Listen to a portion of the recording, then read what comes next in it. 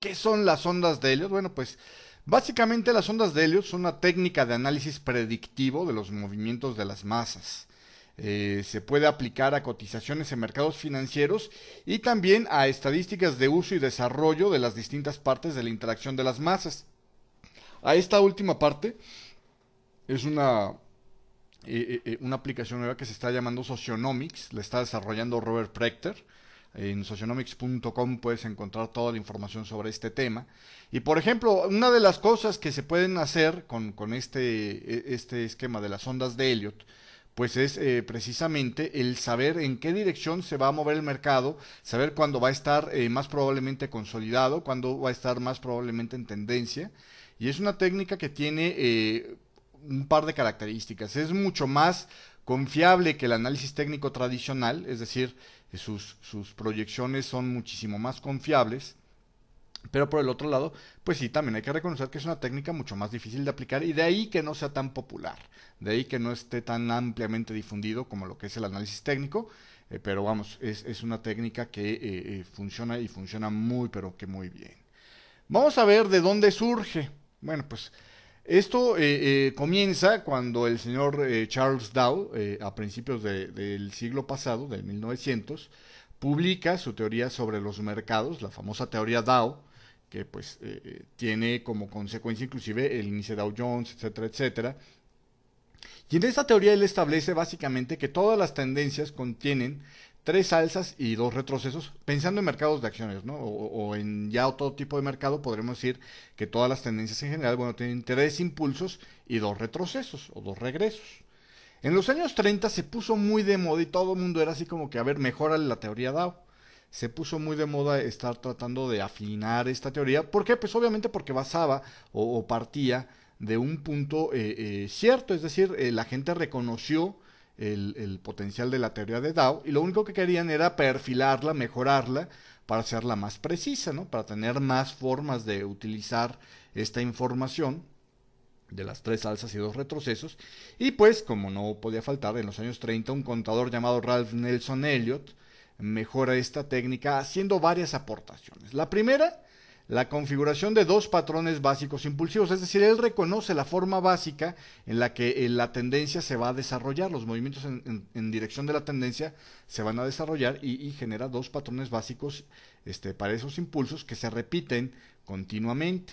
Y la configuración de los cuatro patrones básicos reactivos que utiliza el mercado para las fases de retroceso, ¿no? Y entonces, entendiendo estos patrones, pues es mucho más fácil identificar en qué parte estamos del movimiento. Pero no solo esto, él establece que el mercado repite esta organización en distintas escalas mayores o menores, formando lo que se llama el concepto de un fractal.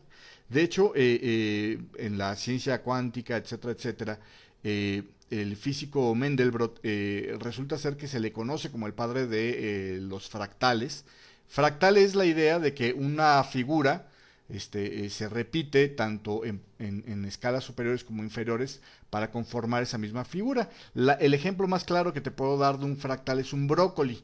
Tú tomas un brócoli y si te fijas tiene forma como de un arbolito. Bueno, pues si agarras una ramita de ese arbolito del brócoli, verás que parece un brócoli en miniatura, es decir, repite exactamente su misma forma.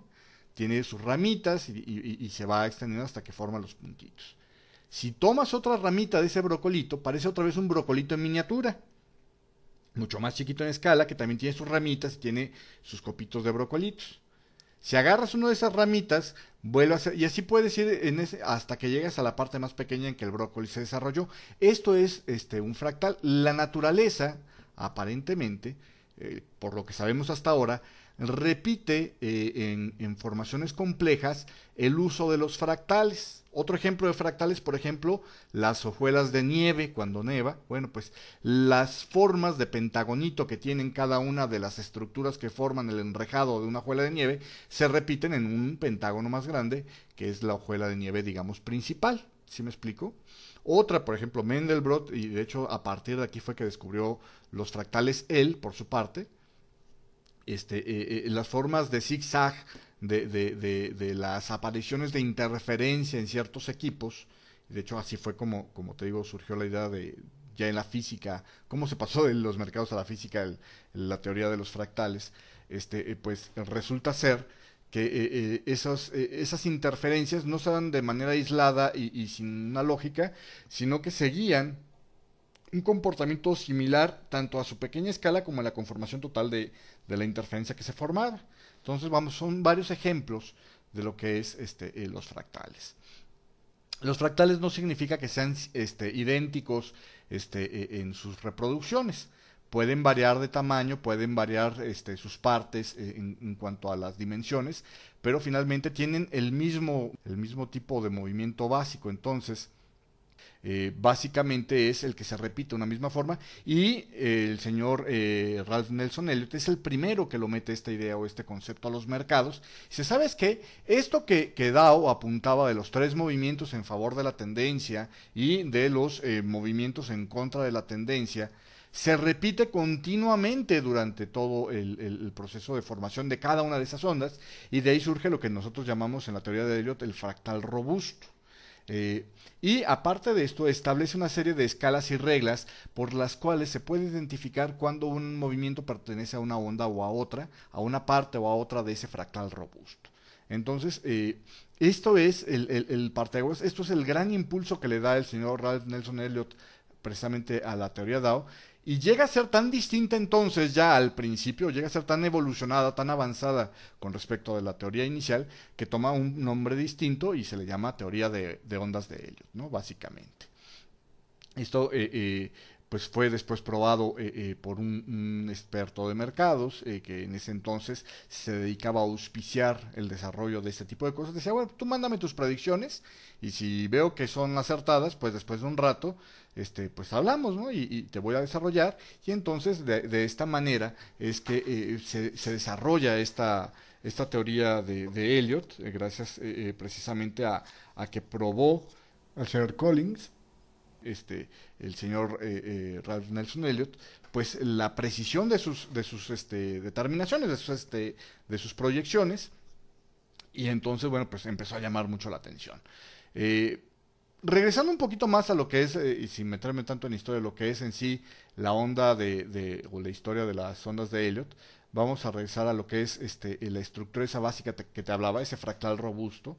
Volviendo a lo del brócolito, bueno, ¿qué es lo que forma la forma del brócoli completo aquí en el mercado? Pues básicamente este es un patrón idealizado del comportamiento del mercado, donde hay los 3 movimientos impulsivos, aquí están los 3 patrones impulsivos, las ondas 1, 3 y 5, al final de cada onda le estoy poniendo una etiqueta, 1, 3 y 5, pues son precisamente los movimientos impulsivos, los 3 movimientos impulsivos que decía el señor Dow, pero también vienen las ondas 2 y 4, que son las 2 reacciones que hay dentro de esto.